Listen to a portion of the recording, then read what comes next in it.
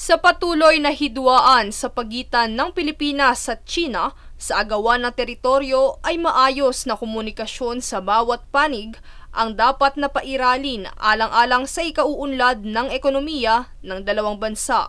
Yan ang iminumungkahing aksyon ni Dr. Cecilio Pedro, Presidente ng Federation of Filipino-Chinese Chambers of Commerce and Industry Incorporated. Itong magandang relationships makakatulong dito. Yan ang unang benefit that will come to our country, tourism. Anya, kung mapapanatili ang magandang relasyon ng dalawang bansa, ay magandang bagay ito upang maraming oportunidad ang magbukas sa larangan ng trabaho, ekonomiya at turismo.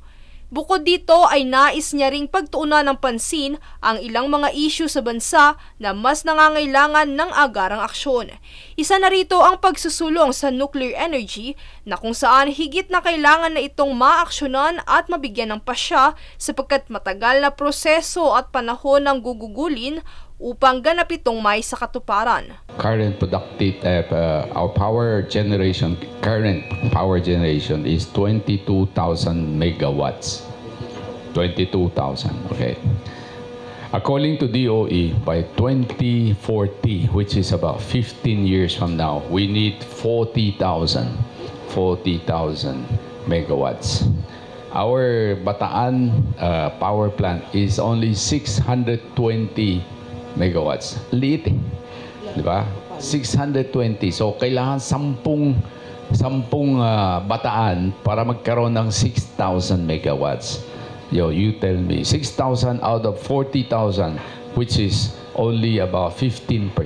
Kung sakaling we decide to make 10 bataan power plant. Partikular sa layunin nito ay ang benepisyong pagbaba ng presyo ng kuryente, gayon din ang mabuting dulot sa kalikasan sapagkat ito ay hindi na nangangailangan ng coal na siyang nagbubuga ng carbon dioxide.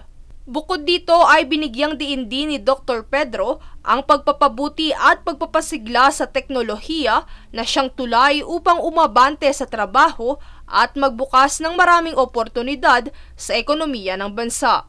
Kaugnay ng usaping ito ay ang isinusulong ngayon ng mga ahensya, partikular na ang Anti-Red Tape Authority o ARTA, na pagpapaigting sa ease of doing business na layong magtatag ng electronic business one-stop shop upang mapabilis ang proseso ng pagkuha ng business permit. Sa pamamagitan anya ng digitalization ay makakasabay ang Pilipinas sa ibang bansa, partikular na sa mga prosesong nangangailangan ng mabilisang transaksyon at gawa, gaya na lamang ng mga establishmento at iba pang mga bagay na may kaugnayan sa ekonomiya.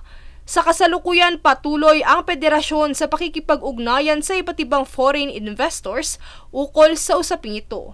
Just do it. Kailangan magtrabaho tayo. Kailangan magsama-sama tayo para sa ikauunlad ng bayan. Princess Castro, nag-uulat para sa One Media Network.